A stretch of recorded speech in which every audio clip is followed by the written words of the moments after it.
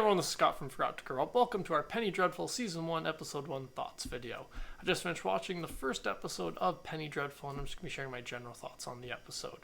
So Penny Dreadful takes place in London, 1891, and it follows an explorer, a gunslinger, a scientist, and a medium who all fight or team up to fight Victorian-era supernatural threats, things like Draculas and etc. And so I've always been kind of curious to check out the show. It's a few years old now. I've always been kind of curious to check it out, but hadn't, just because it's just one of those shows that kind of fallen on the wayside. But then recently,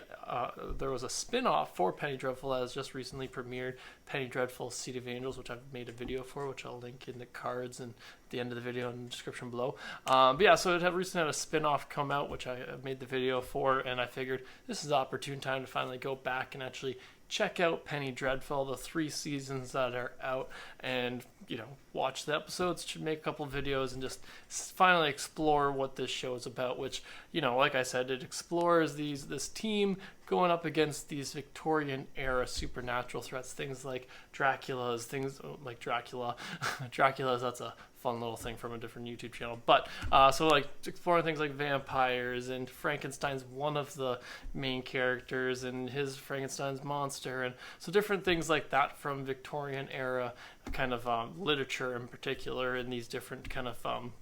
you know, monsters and creatures and stuff like that. So I really was fascinated by this because I've always enjoyed reading those books when I was younger. I've on my bookshelf right now, I've got half the ones I just mentioned, you know, Frankenstein, Dracula, and etc. So I was really kind of curious to see how they kind of incorporate this into the real world, how they make it kind of like a real world thing, or real world in the sense that in the world of Penny Dreadful, they are real creatures or real people or real monsters and stuff. So I was really fascinated to check this out, and checking out this first episode,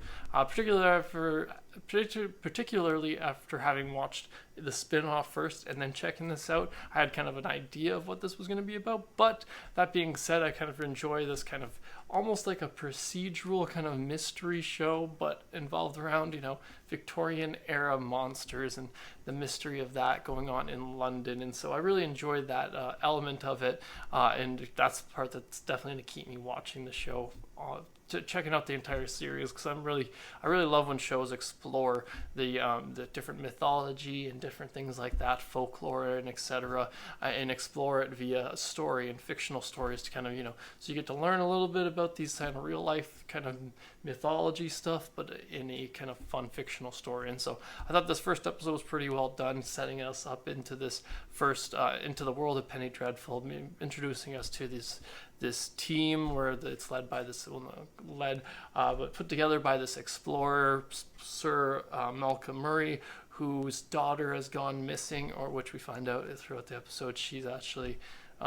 been taken by vampires, and I guess is a vampire now, or what it says, because they never call them vampires, which I kind of like, because they're kind of a mystery, so they wouldn't know what I only know what a vampire is because I've seen them in movies and TVs and shit, and read Dracula. And so it was just kind of fun that's